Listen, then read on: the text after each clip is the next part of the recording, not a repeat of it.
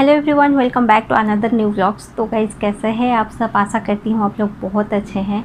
तो गाइज़ आज बात करेंगे एम्ब्रॉयडरी ट्रांसफ़र के बाद क्या सिम्टम्स आते हैं। अगर आपका कंसीव हो गया है तो आप कैसे पता करें आपको क्या क्या सिम्टम्स आना चाहिए या आ रहे हैं, या मुझे क्या सिम्टम्स आया था, ये मैं डिटेल में बताऊंगी। जो भी मैं IVF रिलेटेड बता रही हूँ, ऐसा नहीं कि मतलब ऐसे ही बोल रही हूँ, मेरा खुद का कुछ एक्सपीरियंस है और मेरा बहुत फ्रेंड सर्कल में है जो आप लोग से में भी बहुत सारे फ्रेंड हैं मेरे, जो उनका एक्सपीरियंस भी मुझसे शेयर कर रहे हैं, जो उनका जो इशू हो रहा है या जो वो फेस कर रहे हैं, जो मैं फेस कर रही हूँ, आपस में हम लोग शेयर करते हैं।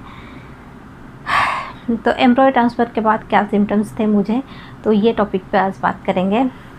फर्स्ट तो मैं आप लोग को ये बोलना चाहूँगी, जैसे मेरा डे 4 से लेके डे 13 तक जो भी सिम्टम्स था, मैं डेली बेसिस में वीडियो अपलोड करती थी। अब जाके वो पुराना वीडियो भी देख सकते हैं डिटेल में जानने के लिए। ऐसे मैं ओवरऑल बता दूँगी अभी मतलब क्या सिम्टम्स आते थे मुझे।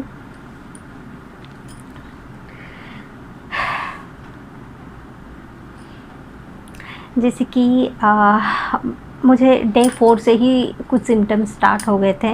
जैसे लेफ़्ट साइड में पेन होना, ये एक सिम्टम्स था जो डे 4 से फ़ील हो रहा था। डे 4, डे 5, डे 6 में गायब हो गया था और मुझे मतलब ये फ़ील होता था लाइक भूख लगता था। ये एक सिम्टम्स था एम्ब्रॉयडरी ट्रांसफ़र के बाद। और ब्रेस्ट में टेंडरनेस था। ये आई थिंक मेरे हिसाब से ये जो था प्रोजेस्टेरोन इंजेक्शन के वजह से ब्रेस्ट टेंडरनेस था। ये जनरली सबको होता है क्योंकि एम्ब्रॉयडरी ट्रांसफ़र से पहले ही आपको प्रोजेस्टेरोन इंजेक्शन शुरू हो जाता है, उसके वजह से ब्रेस्ट टेंडरनेस बढ़ जाता है।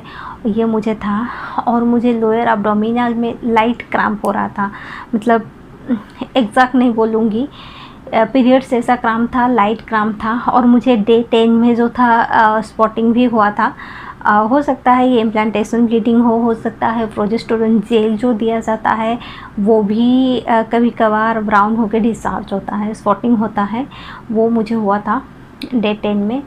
और मैं एग्जैक्ट हाँ, और ये ज़रूरी नहीं कि सबको ये सिम्टम्स आए। बहुत सारे महिलाएं हैं जिनको वॉमिटिंग फ़ील होता है। मुझे वॉमिटिंग फ़ील नहीं हुआ था। जैसे मेरा पहला प्रेगनेंसी में वॉमिटिंग था, बट ये प्रेगनेंसी में मुझे वॉमिटिंग नहीं था। जैसे बहुत सारा लेडीज़ है जिनको वॉमिटिंग फ़ील होता है, चक्कर आता है। मुझे और एक सिम्टम्स था, मतलब कंस्टिपेशन था। कंस्टिपेशन का इशू मुझे तो पहले से ही था ही, और जब एम्ब्रॉयडरी ट्रांसफ़र हो गया उसके 3, 4, 5, 6 दिन के बाद ये जो सिम्टम्स था ये शुरू हो गया था। कंस्टिपेशन बहुत ज़्यादा हो रहा था। ये भी एक प्रेगनेंसी का सिम्टम्स है, कंस्टिपेशन होना।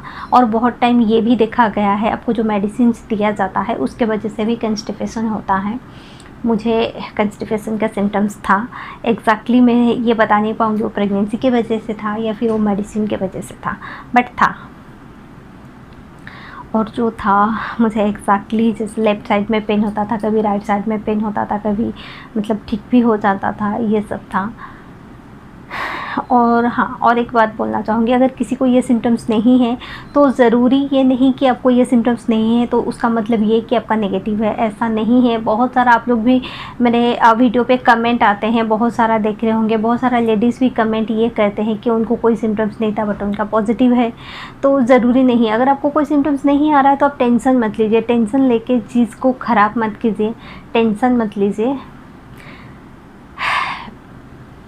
आप मेडिसिन रेगुलरली लीजिए, और जो भी मेडिसिन दिया जाता है, मेडिसिन इंजेक्शन, उसको फॉलो कीजिए रेगुलर बेसिस में, ये आपके लिए बेटर है। तो ये सब सिम्टम्स था मुझे। और अगर आप लोग डिटेल में जानना चाहते हैं तो फिर से एक बार कहूँगी, अब मेरा पुराना वीडियो पे जाके देख सकते हैं। डे 4 से लेके डे 13 तक पूरा सिम्टम्स है। तो गाइस, अगर आप लोग को मेरा ये ब्लॉग अच्छा लगता है, हेल्पफुल लगता है, इन्फॉर्मेटिव लगता है, वीडियो को लाइक कर दीजिए, शेयर कर दीजिए। फिर मिलते हैं अनदर न्यू व्लॉग्स में, तब तक अपना ख्याल रखिए। Thank you so much.